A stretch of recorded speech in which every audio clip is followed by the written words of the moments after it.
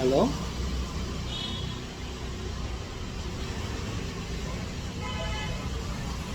எப்படி இருக்கிறீங்கோ? ஏன் ஒரு மாதிரியாக இருக்கிறீங்கோ? ஏன் கவலையாக இருக்கிறீங்களா?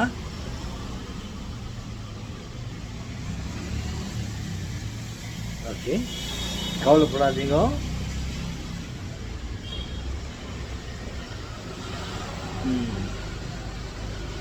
பாருங்க,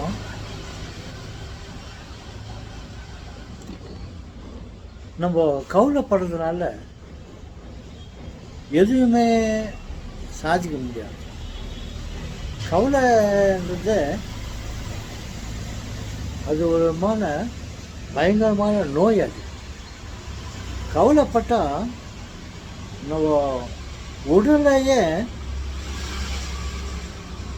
செல்லரித்து விடும்.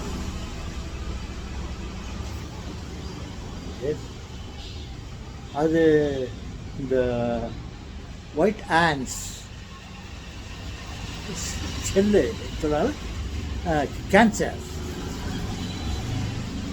அதை விட பயங்கரமானது.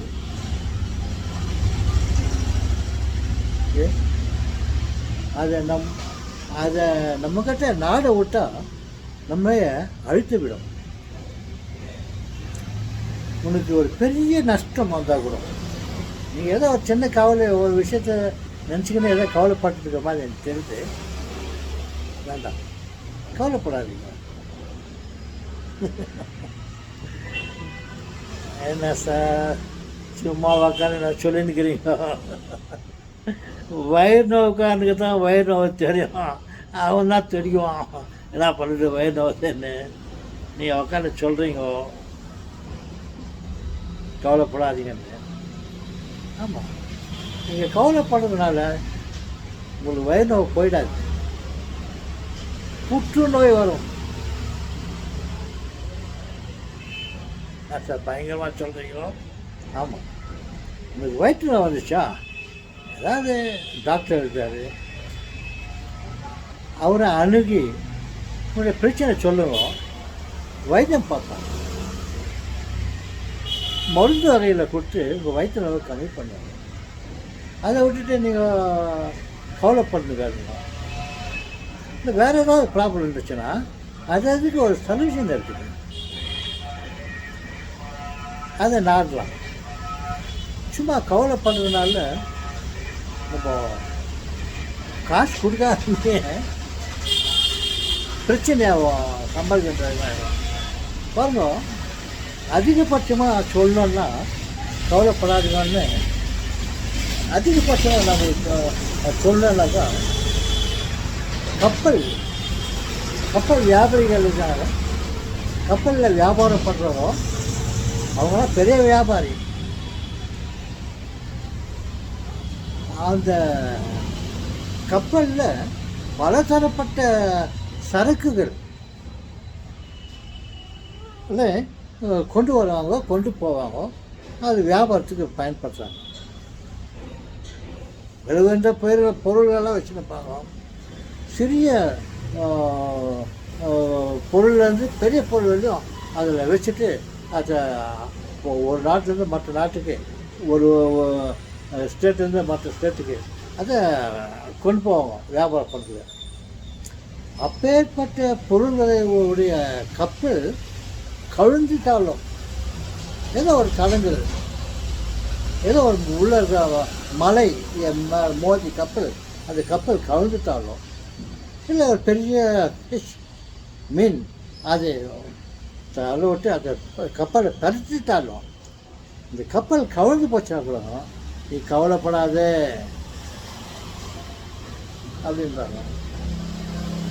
ஏன் அப்படி கவலைப்படாதுனாக்கா, இந்த கப்பல் கவுந்ததுனால நமக்கு ஏற்படுத்த நஷ்டம், அந்த நஷ்டத்தை விட நமக்கு உடலுக்கு அந்த மன கவலைப்படுறதுனால ஏற்படுற நஷ்டம் பெரிதுன்னு சொல்லுவாங்க.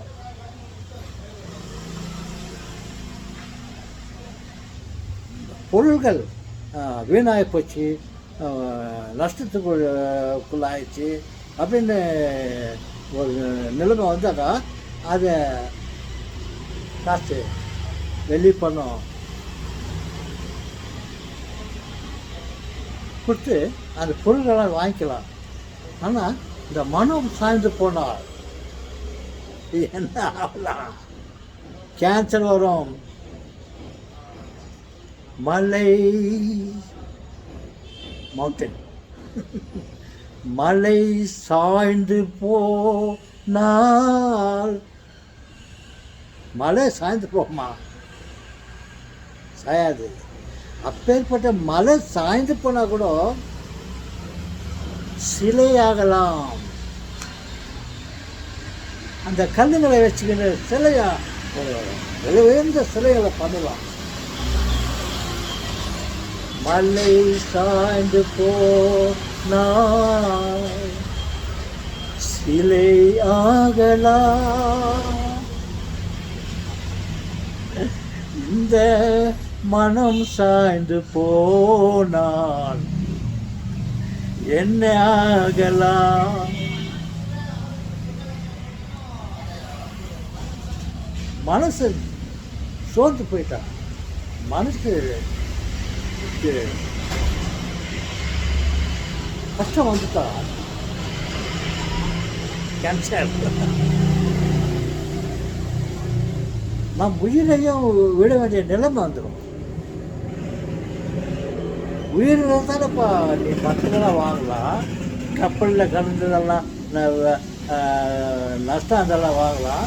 இந்த உயிருக்கே தொந்தரவு வந்துச்சுன்னா இருந்த என்ன பிரயோஜனம், சம்பாதிச்ச என்ன பிரயோஜனம்? அதனால் கப்பல் கவிழ்ந்தாலும் கன்னத்தில் கை வைக்காதே.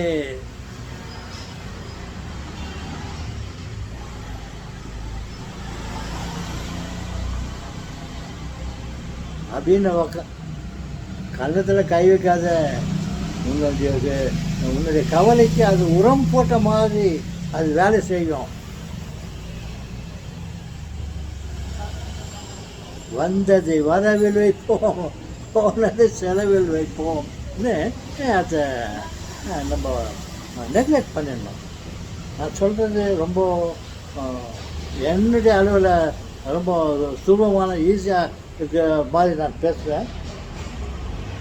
நான் அதையும் பேச கட்டி நீங்கள் கவலைப்படணும் விட்டாக்கா நான் பேசி எதாவது பிரயோஜனம். அந்த மாதிரி நஷ்டத்தை நம்ம ஏற்படுத்திக்கூடாது. அதனால் கப்பல் கவிழ்ந்தாலும் கன்னத்தில் கை வைக்காது.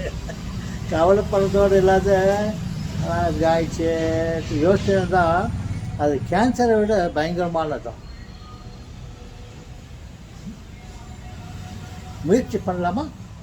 வீட்டுக்குள்ளே ஏதாவது பிரச்சனை ஆரம்பிச்சுங்க, நம்ம கவலைப்படுறதுனால பிரச்சனை தீர்ந்து போயிடாது, தீர்ந்துடும் ஒரு நாளைக்கு.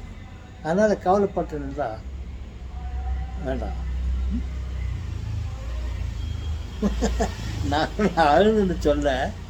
எனக்கு கண் ஆப்ரேஷன் ஆச்சு இல்லையா, அதில் ட்ராப்ஸ் விட்டுருந்தேன். அந்த ட்ராப்ஸும் கண்ணில் தண்ணி வந்து முடியுது. I all right. ஓகே, நீங்களும் ஆல் ரைட்.